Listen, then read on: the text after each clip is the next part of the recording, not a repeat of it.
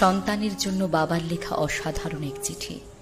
ভালো লাগলে আপনার সন্তানদেরও পড়তে দিন। প্রিয় সন্তান, আমি তোমাকে 3টি কারণেই চিঠিটি লিখছি। জীবন, ভাগ্য এবং দুর্ঘটনার কোনো নিশ্চয়তা নেই। কেউ জানে না সে কতদিন বাঁচবে। আমি তোমার বাবা। যদি আমি তোমাকে এই কথা না বলি, অন্য কেউ বলবে না। যা লিখলাম তা আমার নিজের ব্যক্তিগত তিক্ত অভিজ্ঞতা। এটা হয়তো তোমাকে অনেক অপ্রয়োজনীয় কষ্ট পাওয়া থেকে রক্ষা করতে পারে।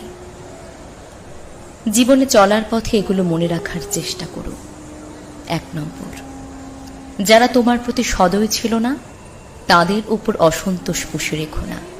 কারণ তোমার মা এবং আমি ছাড়া তোমার প্রতি সুবিচার করা কারো দায়িত্বের মধ্যে পড়ে না। আর যারা তোমার সাথে ভালো ব্যবহার করছে, তোমার উচিত সেটার